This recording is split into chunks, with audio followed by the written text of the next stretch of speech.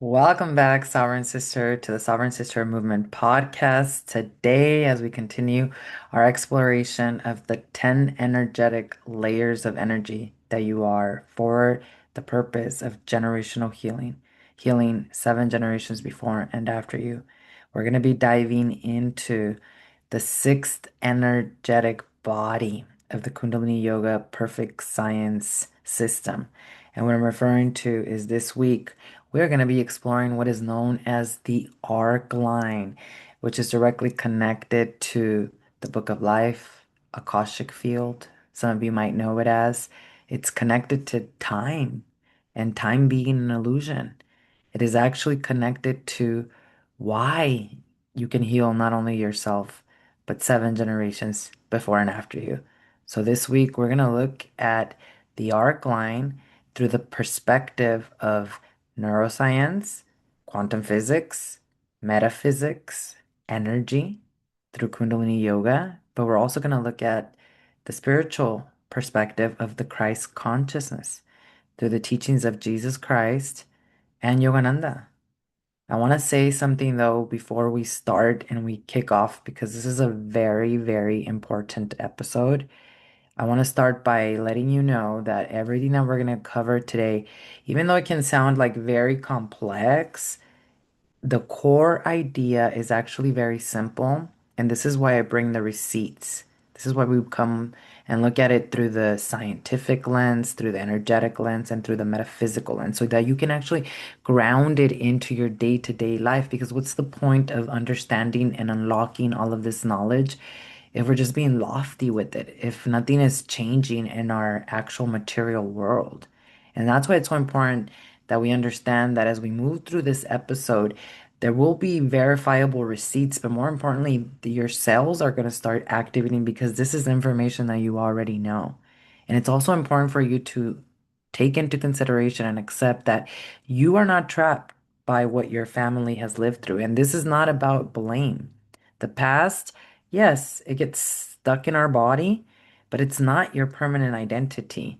And that's why you need to understand how to work with energy and how to reorganize your energy field, because that's how you get to the root of healing and beyond healing, evolving and accepting the Christ consciousness within you, which is your birthright. Right. So we're going to talk about this week, and we're going to look at it from these perspectives to help you grounded and to help you also apply it in your day-to-day life.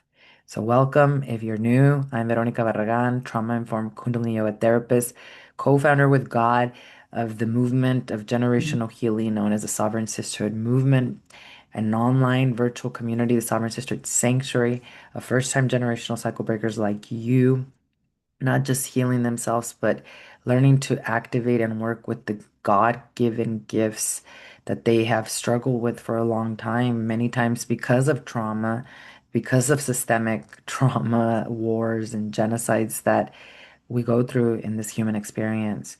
So, welcome if you're new. Let us know where you're joining us from in the comments. Also, thank you so much for taking the time to share this episode, to like it, to drop a comment on how this is resonating and landing for you. Questions are so valid and they're so welcome because I promise you that when you ask a question, there's somebody else in the community that probably really wants to ask it. So if you're being called to also ask a question, let us know here in the comments because I'm sure that it's gonna not just help you, but it's gonna help someone else. So welcome, grab some coffee, grab some tea. I still got some cafecito here and join us because this is very important as it relates to you and your generational healing journey. Now, before we go deeper, let's make something really clear and let's make sure that we're all on the same page. We are going to cover 4 specific things as it relates to the arc line, which is your sixth energetic body. And remember, the yogis, it's a chemical process of the Christ resurrecting within you. They practice specific meditation, specific ways that you position your hands, which is known as a mudra, breathing sequences. All that is part of Kundalini Yoga, mantras. And then they got a specific chemical result in the body.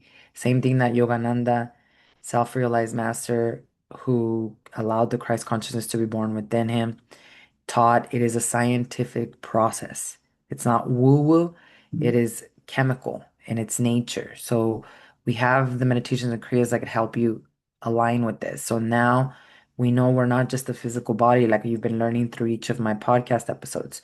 You're not just meat and bones, you are physical energy. If somebody were to look at you in through a telescope, even at the corest of your cells, it's a vibration. It's not set in stone. And so we get this week to the Arcline, which is a layer of those energetic bodies that becomes unhealthy when we don't activate it through meditation. And it becomes unhealthy through chronic stress, which is most of the time derived from patterns of generational trauma that we haven't cleared from the energy field. Now, the arc line, the four things that we're going to look at, very important. It's going to describe and give you more important knowledge as it relates to the Akashic Records, which is the book of life. So think of it as a way of describing memory that goes beyond just your brain. It's also, we're going to look at the science that bridges both of these ideas, specifically epigenetics, neuroscience, and also we're going to look at my favorite neuroscientist, Jacobo Grinberg, to really understand this and ground it in our real day-to-day life. And then we'll look at the Christ consciousness perspective. We'll look at the teachings of Jesus, of Yogananda, so that we can understand time as what it really is for. And this is relevant because as humanity, we are going through a big reset, as you can all feel it already. But one of the things that's going to change the fastest, if you haven't felt it already, is how we relate to time. And all these discussions as it relate to the arc line are crucial, especially time, because it's the only way that you'll be able to understand what I mean by you healing yourself 7 generations before and after you, which is not woo-woo, new age talk. This is verifiable if you need some receipts today. So it's not that it's four separate topics. There are four angles that I need to take you through that answer one question. Where does generational trauma live? How is the alkaline impacted? And then how do we actually heal it, right? So let's start with the beginning. What is the alkaline? So the alkaline in Kundalini Yoga is known as the sixth of your 10 layers of energy. So think of it like this. Imagine a line of energy that runs from one earlobe across your forehead to the other side. That line is an arc line. It's an energy field that there are specific meditations, mantras that you can use to activate and keep this aspect of your energy field healthy. And what it does is that it actually acts like the nucleus of your entire aura. Next week, we're going to talk about your aura, which is not new age jambalaya. This is ancient knowledge, and scientists now prove the aura is real. How?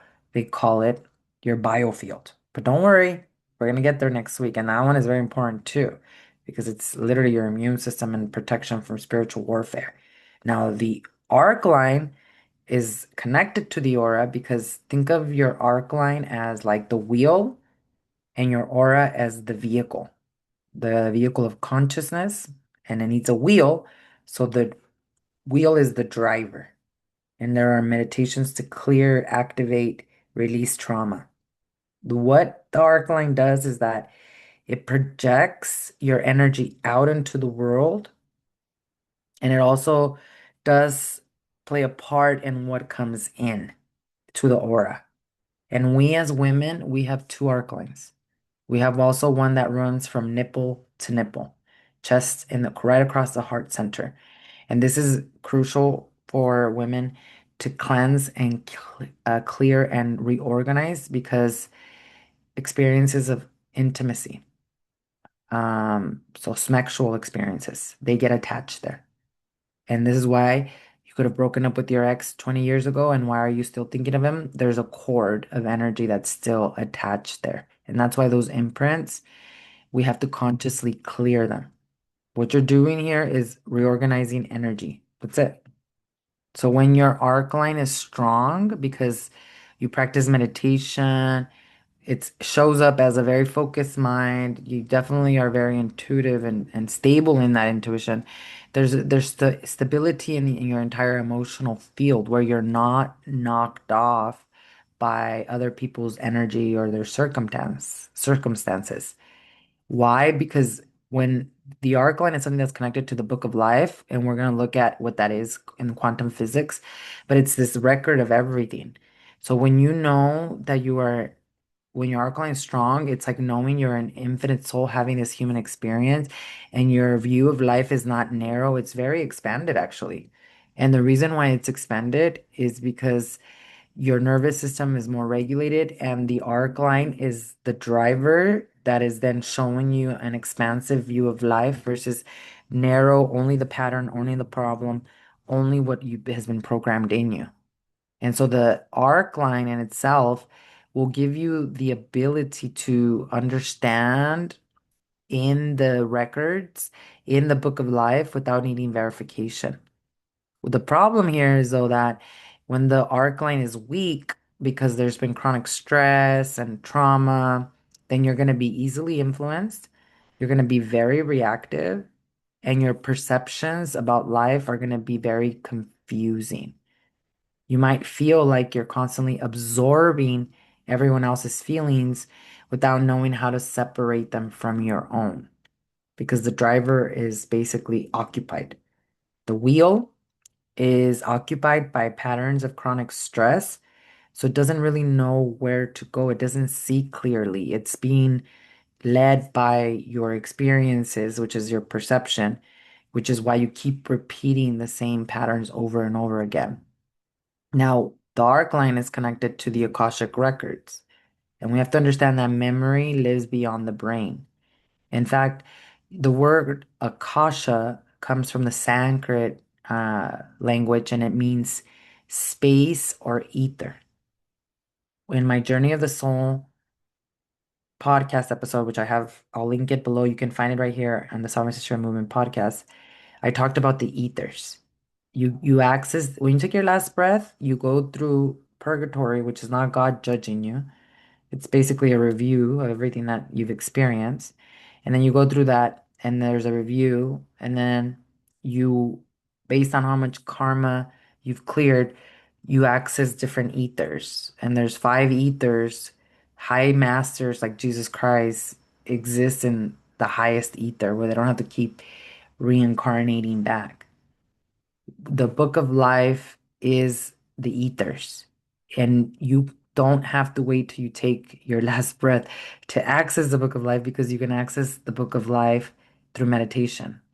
It's the quantum field, it's the lattice, and it stores memory of everything that ever happened, has ever been said, because it leaves an imprint in this field of consciousness, because consciousness doesn't exist in time and space.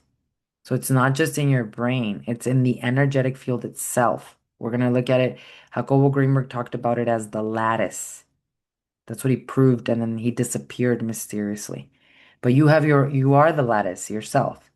Your fascia is the basically collagen, and scientists are now like tripping out on all this stuff they found out about it. I think they knew for a long time. They were not making us aware. Our ancestors knew about this, but your fascia it stores memory. It's collagen, it's piezoelectric, and it sends these memories to the body. So your fascia is collagen. That's the lattice that is constantly connected to God, to the quantum field, because the quantum field is the lattice. So your body is actually a vehicle. The physical body is like a vehicle of enlightenment. And that's why the process of the Christ consciousness being born inside of you, just the way Jesus Christ did it, Yogananda, Krishna, they all came to teach the same thing. They have the same stories. Not a coincidence because this is not religion. This is your birthright. There's a scientific process of Kriya Yoga. That's what Kundalini Yoga is, to awaken that energy within you and accept it. And so that you can realize you're always connected to this lattice and decode. That's why there's certain people that can read the Akashic records. Everybody can do it. You just have to change your nervous system and brain. So the time and space and memory, it's not just in your brain, although there's a part of the brain that's called the hippocampus. that in medical books is called the seahorse.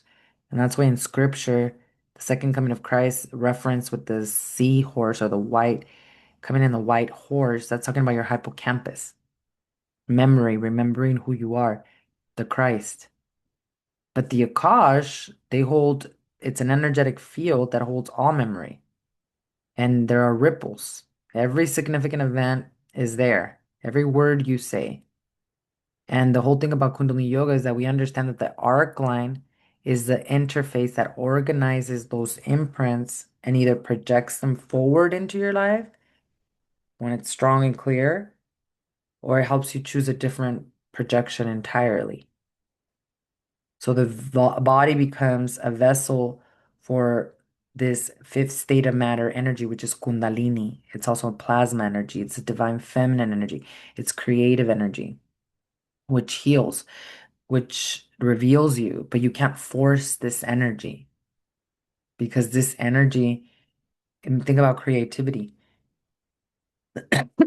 Creativity, you can't force it. When someone's ever done an amazing painting or a building or created something, it's they're being guided and they're surrendered by something bigger than them, which is God, right? That's the divine feminine energy. You can't force it. And it works with the Akash because the Akash, in order to enter and decode the Akash, you can't push, can't force, you have to surrender into that. And you learn to surrender because you practice Kundalini Yoga meditation that changes your nervous system and brain, your addiction to cortisol and adrenaline due to chronic stress. So then surrendering to God, a higher power, becomes very, very easy. And that is why there's a really important teaching of Jesus Christ in A Course in Miracles that talks a lot about time. And that's how we have to understand that time is not what we think it is. The past, the present, and the future, they actually happened in a single tiny instant.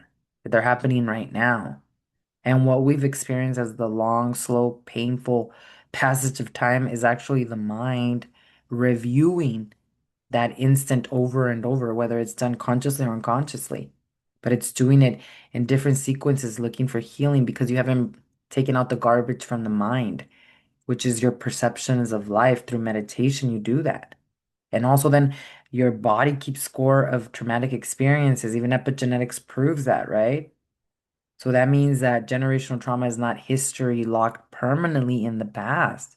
It's memory replaying and perception in your mind right now. And because it's happening in the present moment of perception, it can be healed in the present moment. That's the good news.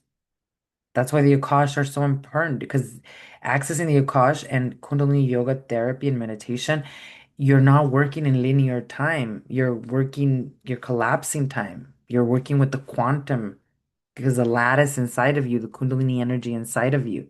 Imagine you, I'm going to share with you a meditation right now you can practice for the Arcline. Now you're not working in what happened in the past and the future. You're moving right into the field and reorganizing the field that keeps creating the same past. So you do not need your grandmother to heal for you to heal. You don't need someone to tell you I'm sorry.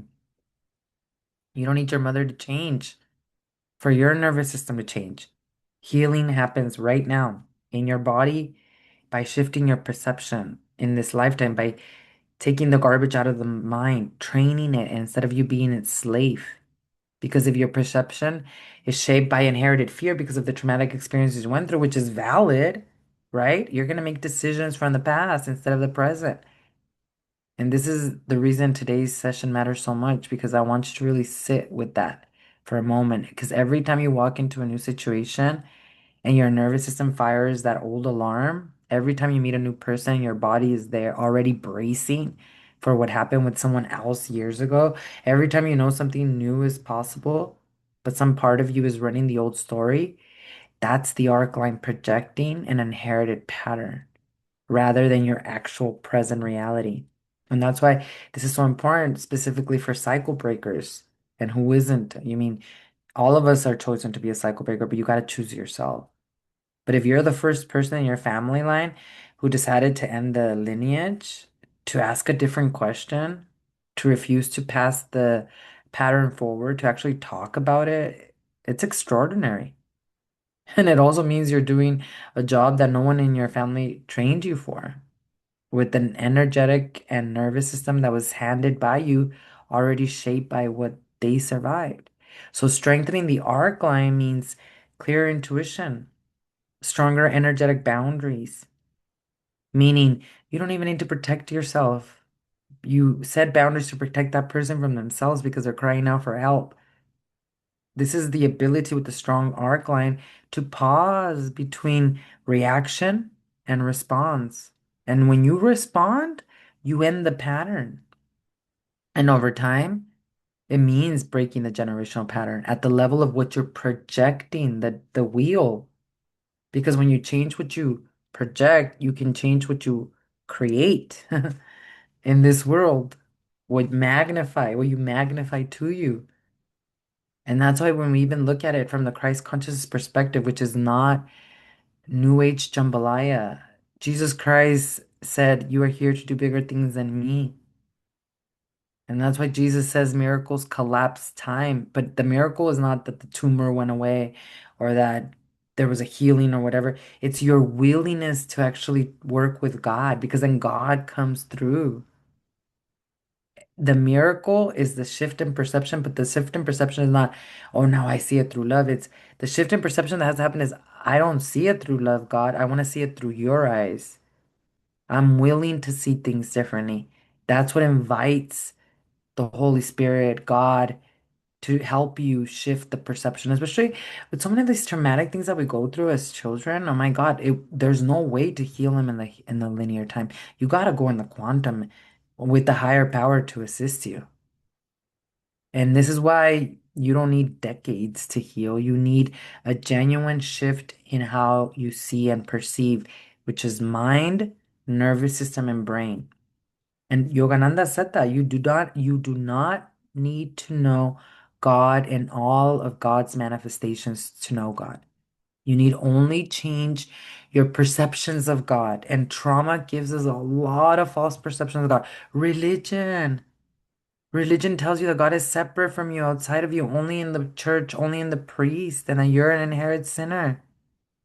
And Yogananda said that when the clouds of ego, fear, and inherent delusion are cleared of what you think God is, what remains is the light that was always there. But how does that happen? Through meditation. It's not willpower. I promise you. And so I want you to think of the arc line as a projection screen. And whatever is stored in your arc line is what gets projected out into your environment, which is creating your reality. And that's how we got to look at distorted inherited fear, the hypervigilance of the lineage that never was able to relax because brain was always ready to expect the worst. Again, not blaming them. Grief is real. Like how many of our grandparents suffered real grief, abuse, family members transitioning suddenly, and there was no movement. Our ancient ancestors, like maybe three generations back, anybody who got colonized through religion, there was a lot of martyrism.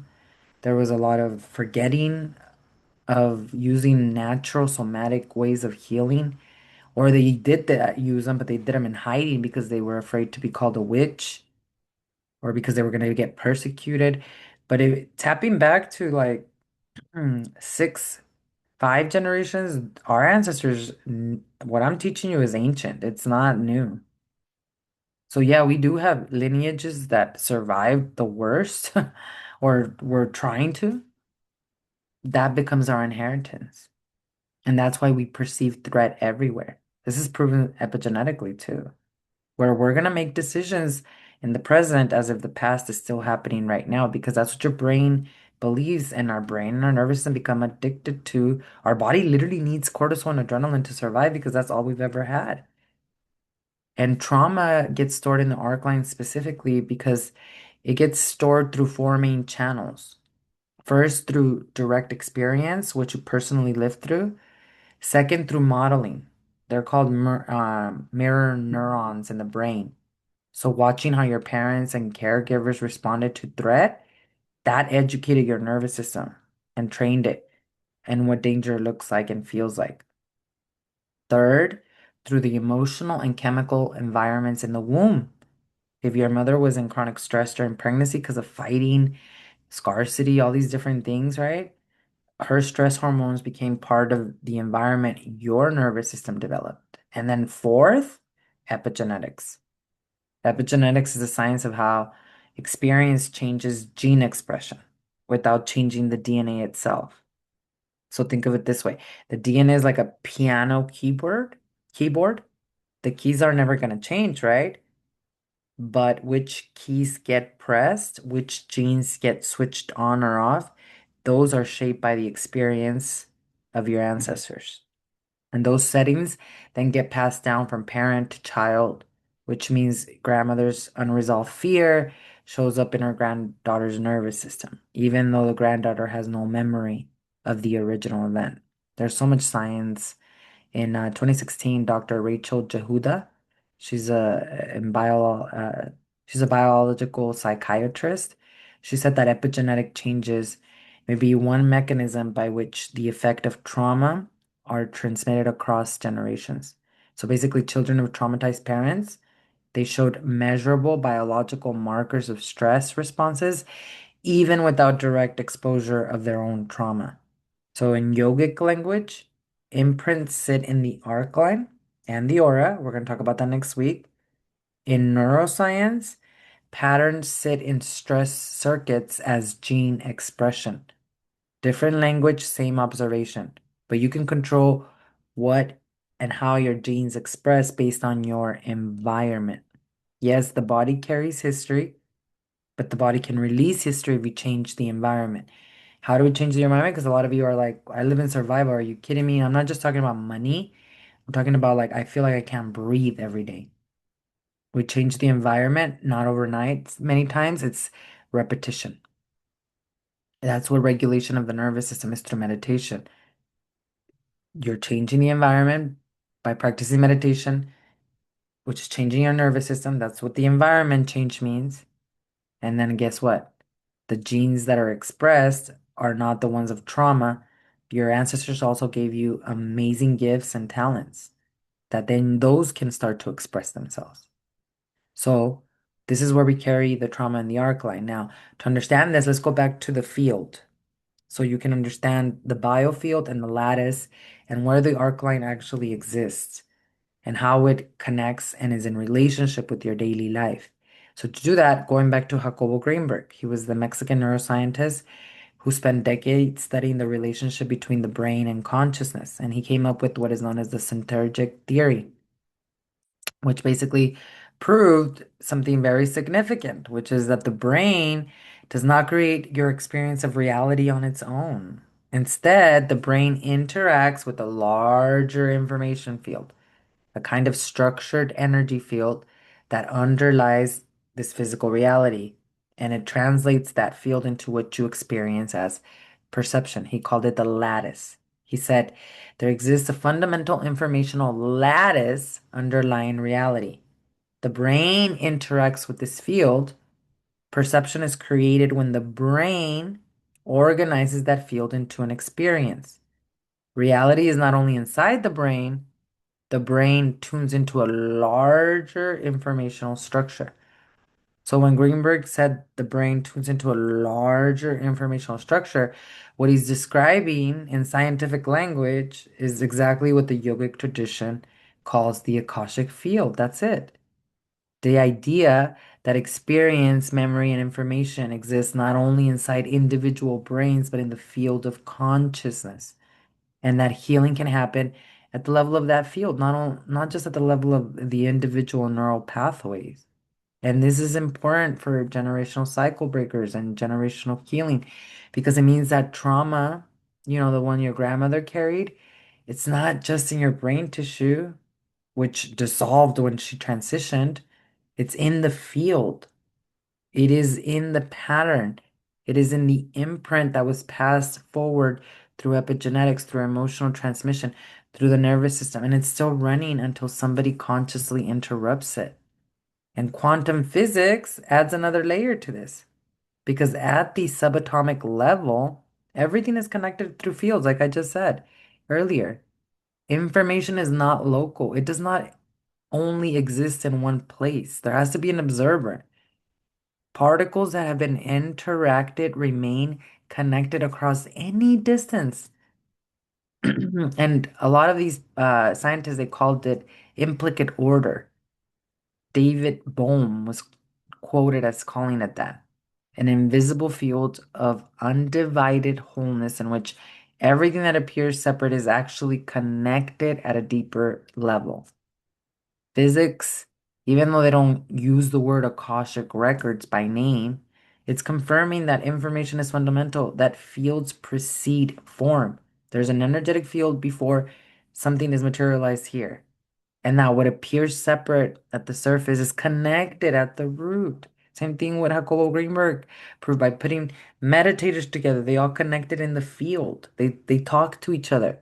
That's what you hear in the telepathy series. The with those that have autism, they connect in the field in the I think they call it the mountain. Although that podcast, there's definitely control narrative happening there for sure. But that's not enough for our purposes today. It means that healing at the field level, which is what the Arcline meditation does, it's not fantasy, it's not woo-woo, it's field reorganization, and it's real. And that's why we have specific meditations to work with that. In fact, we have one in Kundalini Yoga that is known as this meditation for the Arcline. And it's if again the yogis, it's a chemical process. Now with science, we can prove that what they were saying is actually true. But with the Arcline, we use this coordinated movement, breath, and chant, and mental focus to reorganize the energetic imprints in the Akash, in the Arcline, that have been running your projections from the past. And the meditation actually uses mantra and it uses movement. So the way you use this meditation for the Arcline is you're going to be sitting comfortably, nice straight spine. You can also sit on a chair. You can sit on the floor in easy pose, lotus pose, whatever feels best for you. Now you're gonna make like loose fists with both of your hands, and then you're gonna extend your index fingers and your middle finger straight out together, and you're gonna hold your ring finger and pinky down with your thumb. And you're gonna bend your elbows so your arms are at your sides. Now you bring in your hands in front of your chest here. Palms are facing each other with the tips of your extended fingers touching. Now, what you're going to do with this mantra is you're going to sweep your arms outward until they're about 2 feet apart. So this is like 2 feet apart, palms facing forward. And then you're going to keep those fingers pointing, but try to move them. So this is 90 degrees straight up. Move them slightly forward. Just like not pointing forward to the room, but like 45-degree angle. And what you're going to do is you're going to keep sweeping continuously back and forth. Every time they come back to the center, you're going to touch your fingers at your chest and you're going to chant Har, which is the sound of creation once. Har, and it's going to come from your navel, like really feeling coming from your, not your throat. Har, har, like you're even going to feel that navel come in. It should feel like the word comes from your core, not your mouth. Now, with this one, I am inviting you to keep your eyes closed. If you feel that you can't, it's okay. Just focus to the front of the room, but it is best to be done with your eyes closed. And with your eyes focused, you can bring the focus to the tip of your nose. So you can keep your eyes open, but focus at the tip of your nose, or you can keep your eyes closed and focus at the tip of your nose. Try not to look around. And this might actually work better. Actually, with this one, don't close your eyes and just look at the tip of the nose. That's gonna be a better entry point here. So looking at the tip of the nose, but without closing my eyes. If you start to get dizzy, then you can close them to give yourself a rest. What that is known as drishti. The way you position your eyes is making a specific chemical effect in the brain. So the Har mantra, it's from the navel center. Har is creation. It's a personal power in action. Every time you chant it from your core, you're stimulating your center of power. There are thousands of nerve endings right here, right at the center of the power at the nabi. And the coordinated movement between the two positions, it builds the strength and the coherence of the arc line. And then the repetition, what it's doing, it's just training your pituitary gland. So what the way it's gonna look, it's you're gonna say har, har, har, har, har, har, har, har, har, har, har, har, har, har. So what it's doing is it's that repetition is training the pituitary. It's the physical counterpart of the arc line in the body to regulate more precisely. So you can start that meditation and you start and you do that. You can do that for 3 minutes and then take it up to 11 minutes. Now, when you are done, 3 minutes, 5 minutes, or 11 minutes, you're going to stay in the same seated position and you're going to keep the same mudra. So stay here and close your eyes completely. And then you're just going to breathe in and out through your nose.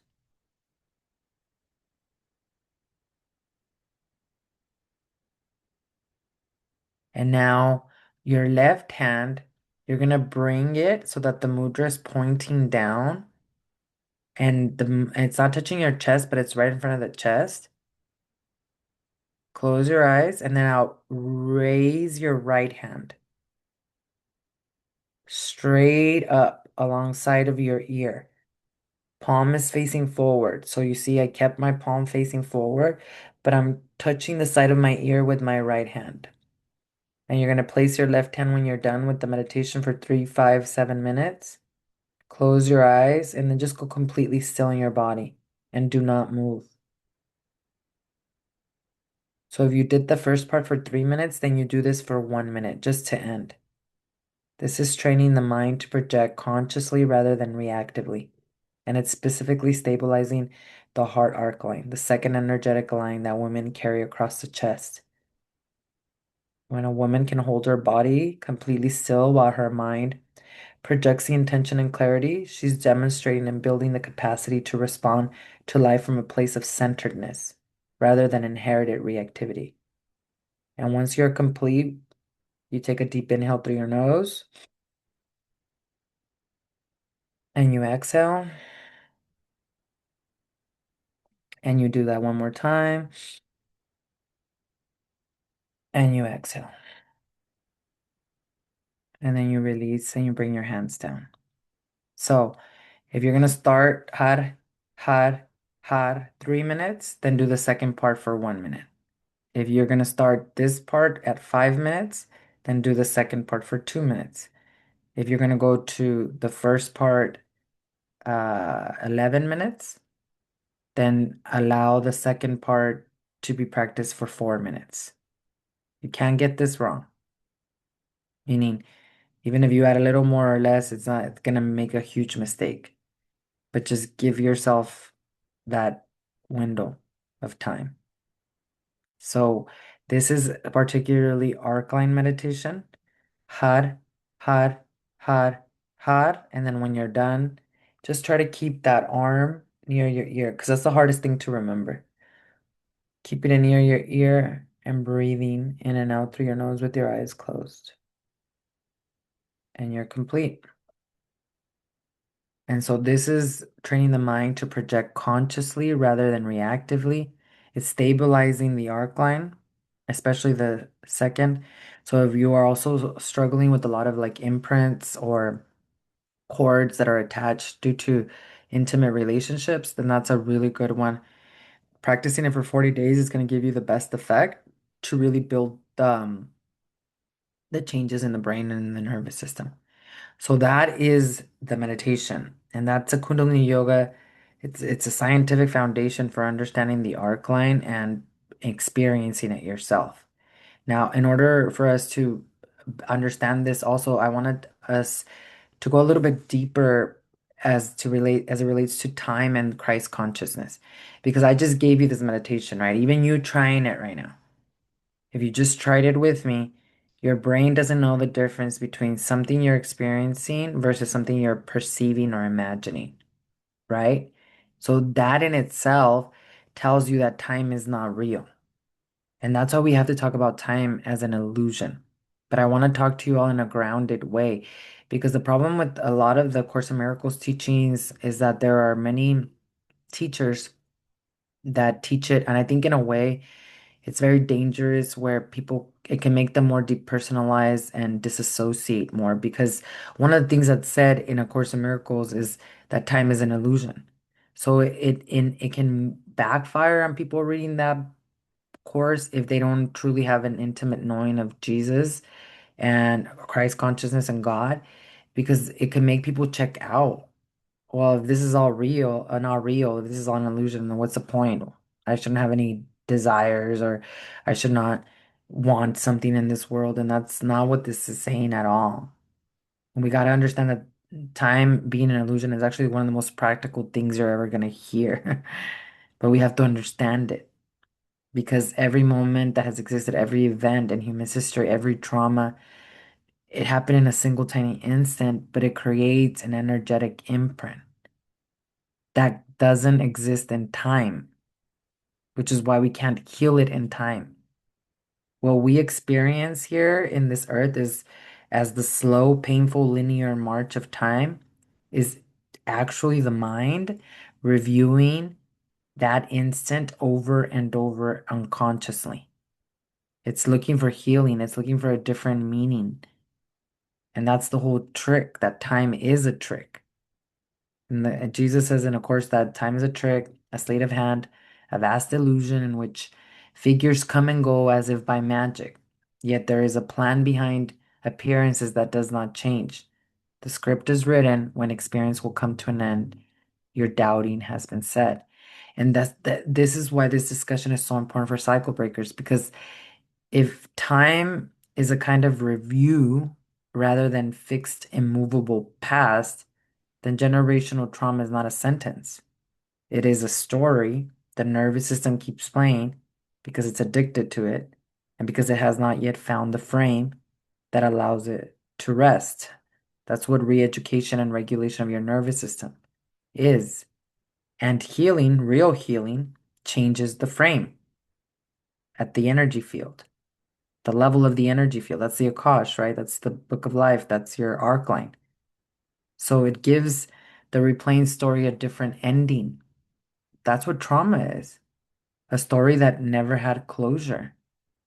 Again, it's not by rewriting what happened and changing it. It's by changing what the mind does with what happened, how it perceives it. Because the trauma is not what happened to you, it's how you developed all these false identities. I'm not worthy, I'm not good enough, where's God? I'm alone. So, in simpler terms, your grandmother's fear is not a permanent law about how your life works. It is a memory that your nervous system learned to treat as the truth about the world. So, the moment your nervous system learns something different, like that meditation, through practice, right? All what happens? The pattern stops because you're reorganizing the field. You're reorganizing the arc line, book of life, Akash, and how you're projecting. And this is so key for us as cycle breakers, especially right now because of the major shifts in consciousness that we're all going through.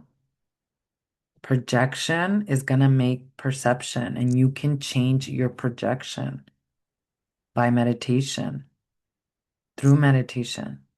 Sounds like a riddle, right? But what I mean is that what you see in the world around you is not neutral, it's objective reality. It is shaped by what you are projecting from within. So if your arc line is loaded with inherited fear, no one has ever reorganized the field, you're going to project that fear outward. It's not magical thinking. It's the exact same observation that neuroscience makes about the amygdala, about the hippocampus, and the threat detection system. When you go through trauma, whether it's physical, sexual, emotional, you grew up with a mom that was depressed, a dad that was addicted, your brain turns hyper vigilant. You got a hyper reactive amygdala that sees threat everywhere, even situations that are safe, because it's projecting past experience onto the present. And the arc line in Kundalini Yoga and the amygdala in neuroscience are describing the same phenomena, right? Different language, it's the same human experience.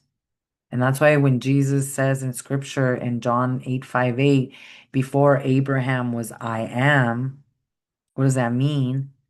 Yogananda and the second coming of Christ explains this beautifully because Yogananda reads this as a precise teaching about the nature of consciousness and time.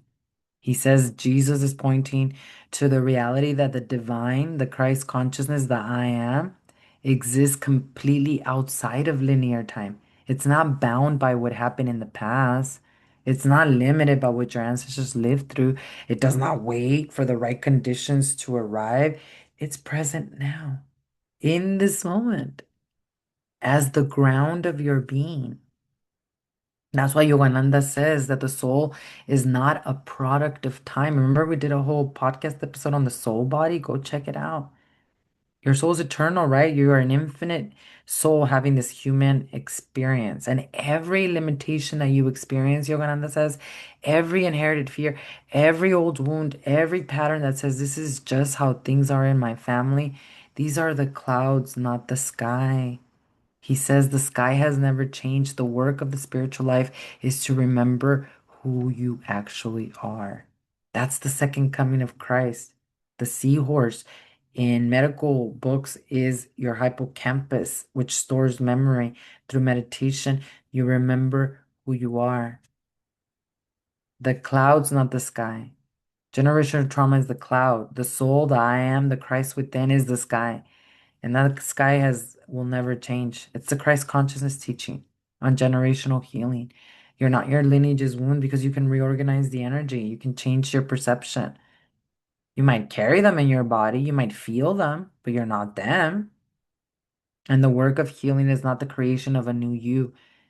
It is the clearing of the cloud so that the real you is revealed. Yoga, beyond healing you, reveals you. Christ consciousness. That's why the kingdom of God is within you. Luke 17:20. What does that mean? The kingdom of God is not coming with signs to be observed, for behold, the kingdom of God is within you. This is Jesus' most direct teaching on the nature of healing, Yogananda said. The kingdom, the state of divine clarity of clean perception, seen through God's eyes of the Arcline projecting truth rather than fear, it's not something you go to. It's not something you even earn. It's something you uncover within you right now, in this moment. That is the second coming of Christ in practical terms. That's why they've always, we were talking about this in our live, like Revelations was the most disputed aspect of the gospel. Like this whole, the world is gonna end, apocalypse stuff, that was never in the Bible. They added that into religion so that you could be afraid and do what I tell you to do, because if you don't, the rapture is coming anyways. How many people are so afraid of the rapture and they don't even live anymore? They have no hopes, who cares about hope? They have no faith, they have no projects, they have nothing to look forward to. That's exactly what the state of consciousness they want you to be in. The second coming of Christ is happening inside of you. It's happening in our brains because the hippocampus is remembering. So the second coming is in this moment. It's the uncovering of the divine intelligence that was always present, but maybe not clear enough to receive it because your body needed to release all of these memories. And that is why time is an illusion, because you can visualize something and imagine it, and your brain doesn't know the difference of actually happening. But most of us can't hold that visualization or that vision and imagination because our nervous systems are so hijacked. The Arcline is constantly projecting fear. And that's why we have these meditations to reorganize the field, to release the addiction of the body of the cortisol and adrenaline, to re-educate the nervous system, to tell it safety, calm, presence, it's safe. You don't have to go back to resort to the trauma and to the hormones that it produces. So this is why, as we practice our meditation, we're able to be more present with the now, which is where the healing happens, which is how you heal 7 generations before and after you, which is how you access the Akash. Now, accessing the Akash Some of us get, call it a download. Some of us get visions. Some of us can do it even through dream states. The goal is not for you to have all these visuals and all this like psychic abilities. That's a byproduct. The intention and willingness is for you to surrender every day to your practice, knowing that it's not all love and light, knowing that it's going to be very uncomfortable, knowing that it's not about you going into a coma, that the more that you practice, your nervous system becomes retrained, your brain becomes retrained, and that it does become easier where you get to the point where you not only love it, but you are devoted, devoted. And that's why we can always go through this process of awareness, of willingness to see things differently, and then responding instead of reacting. So the arc line, there are some certain things that we need to look out for when we're talking about the arc line and the Akash and experiencing it through us. Is number one to avoid is using spiritual language to avoid doing the actual work. It's very easy to say Akashic records are being cleared, or someone's doing it for me, or time is an illusion, or I'm choosing a different projection, while the nervous system is still running the same patterns. This is not willpower. Language is powerful, but it's not a substitute for your practice. Yogananda, Jesus Christ, Krishna, they went around to teach people how to meditate and how to practice yoga. They did the work. That's why they did amazing things with their life. Same thing you. You really want to build a legacy, accept the Christ consciousness within you, but do the work. A lot of us do that. Meditations, they need to happen in the body, not just in the mind. And if your behavior is not changing, the work is not landing, it's not because you're doing something wrong, it's because you're re-educating. You have to keep going and ultimately see it as a daily devotional practice, not work. The other thing is also thinking that the Akashic records are fortune telling. The Akashic field is a description of how memory and experience exist in the field of consciousness.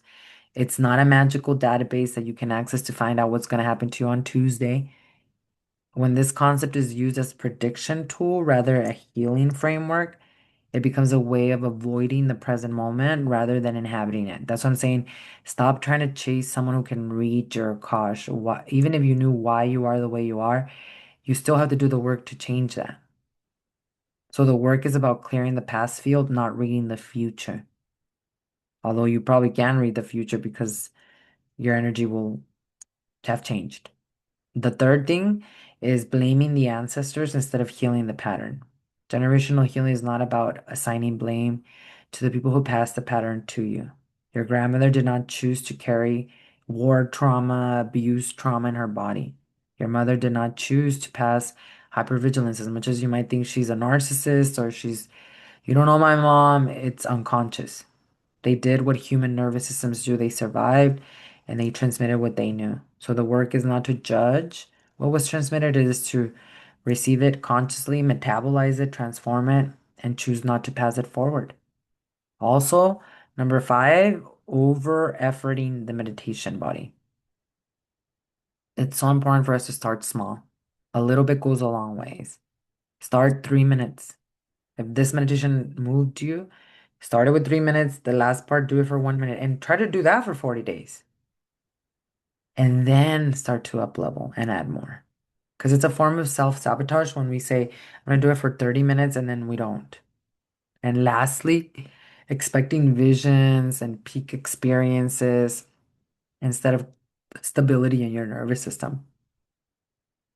There was this one guy Terrence McKenna, who would always tell people and he would always share like his experiences with the herb, with the plant medicine that he used. And the thing is that like he was always talking about chasing the visuals and chasing like what was seen in the ceremony. And then there was ironically he ended up transitioning from something in his brain that looked like the plant that he was working with. I'm not saying that he was being punished by the plant at all. What I'm saying is that our meditation practice or plant medicine, they give us a lot of revelations. And if all we're chasing is like, oh, psychic or future, or I want to see visuals, or all this sacred geometry, then we're not really meditating. What happens with this practice is that it's going to build projection strength gradually. Most people do not have a dramatic experience during one meditation, although it does happen a lot. I'm not saying it's normal that all of us do all the time. The key here is they probably just feel more centered afterwards. They're not screaming at their kids. That's what one of my community members said. She's like, it was so weird now that I've been practicing these meditations. My kids were playing in the living room and I was lying down and I was lying down and typically I'd be like, stop doing that or don't move. And she's like, oh my God, I just watched them and I just allowed them to be. I go, what a beautiful healing opportunity and moment. You let your kids be who they are. Their energy didn't impact you or derail you. That's how it shows up. And that's what breaks the pattern, believe it or not. So feeling centered, feeling present even when difficult situations and still having emotions, that's key. Over days and weeks, you're going to notice that you're going to react very differently to everything. And that situations that used to knock you out, they are not doing that anymore. The people, that's the evidence of the work. So you don't want to be, pay more attention to your behavioral change versus how many mystical experiences did I receive. No, I'm not saying that you won't. A lot of you are already born with a lot of plasma energy. You're gonna have a lot of mystical experiences. But just because I don't have mystical experiences doesn't mean, or a lot of them, it doesn't mean that I'm not doing it right. It means that I'm on the right path. That's all that it means. So just remember those things as you move through this journey because I think with the Akashic Records and the Arcline, it can be so easy to feel ungrounded or to feel like, oh, this is all love and light talk or new age jambalaya. Just know that if you feel emotionally overwhelmed through this, if you're practicing the meditation, just slow down, bring the time down, reduce the amount of time, visualize it if all you can do is visualize it, and then slowly up it up. You want to build capacity, not overwhelm. And especially with even the language that I've used of time is an illusion, you don't force yourself to believe that. Do the practice and you're going to experience that. So ask yourself questions like, how did I feel today? Do I feel more centered? Did I cry or did I release anger? But maybe I don't know where it's coming from. Do I check in with myself? I don't need to know why. Or maybe did I respond differently to things today? That's a clear sign that something has shifted. So if this is calling to you, I invite you to listen to your body, your mind, and your spirit, your soul, and to start this meditation. And to start it in a time where you feel that you can take it through for a minimum of 40 days. That's what's going to bring you the real results. And then come back to the community. Remember, I go live on TikTok Monday, Wednesday, and Friday, 10 a.m. Mountain Standard Time. You can come ask me any of your questions. Also, we have a free Facebook group community for women, the Sovereign Sister Movement, where you can join us. The link is here below in the profile, where you can also always ask us any questions that come up during your journey. And don't forget, you can always join us inside the Sovereign Sister Sanctuary, our online virtual sanctuary for the soul for generational healing, where every month I take you through these journeys of each energetic body specific focus as it relates to generational healing and accepting the Christ consciousness within us, which is a scientific process. So you can check the link below to find out about all of our different tiers and to see if it is a good fit for your life path and what you are moving through, especially in divine timing. So let's bring it all together. What did we talk about today? The Arcline is the sixth energetic body in Kundalini Yoga. It runs ear to ear across the brow. It also got nipple to nipple for a woman. It governs your projection and also for women, the heart center and the relationships that we intimately have had, they stay stuck as a cord that we want to clear. And we've looked at what a strong arc line looks like, what a weak one. We looked at the Akashic Records, not as a mystical database, but as a framework for understanding memory, experience, and how we heal 7 generations before and after us. We've looked at the quantum physics, Jacobo Grinberg, epigenetics, and we also looked at Jesus Christ's perspective through the teachings of Yogananda, to understand why time is an illusion and why quantum healing is generational healing and what that has to do with the Arcline and the Akash or the Book of Life. Now, what questions are coming up for you? I want to hear what landed, where you feel stuck with something. Your questions are probably the exact questions, like I said, someone else is in the community having. So they need to be heard. Post them down below in the comment section, and I will get back to you as soon as possible. Now, overall, I would love for you to carry with you from this conversation today.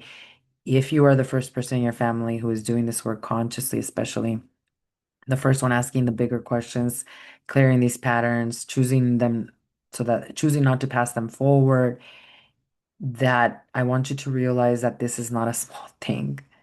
We're all chosen by our ancestors, but to choose yourself is the most significant thing a human being can do. It is the highest form of activism. So please shift the perception of seeing yourself as something to fix, and instead, it is something to uncoil as your highest potential, because that's what generational healing is, and healing in general. It's not fixing anything, it is evolution beyond limiting patterns. That's your superpower.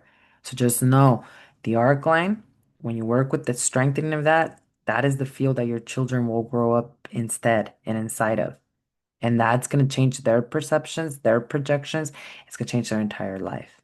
So it's worth it. And even though it can feel like very confrontational and quiet work, and it's not always dramatic, but it is real and it matters more than maybe you can even see right now. So that Arcline meditation is going to support you, and share in the comments how else we can support you through our journey. As you know, we made the big announcement also that we're also creating in-person sovereign sisterhood sanctuary communities in your city. And these are complementary communities where women are gathering as a return of the matriarch to practice Kundalini Yoga therapy, to integrate the teachings of Christ consciousness, and to awaken that Christ consciousness within them for 7 generations before and after them. So if you're interested in finding out how you can join one of the communities that's already started in your city, or if you're interested in facilitating one of our communities, there is mentorship provided, then click on the link below as well. So many goodies for you. See what resonates for you, go with it, and trust the process. Thank you all so much for joining me today. This has been amazing fun as always. Thank you for liking, thank you for subscribing, thank you for sharing the podcast with other community sisters. I love you all from the bottom of my heart, and it is a privilege and a complete honor to build this movement and community with all of you. Thank you for you, and remember who you are. I'll see you in the next podcast episode. We're going to be going into the aura, your electromagnetic field, the form of protection, immune system, vitality, and the reclamation of your sovereignty, 7 generations before and after you. I'll see you all in the next episode. Sada.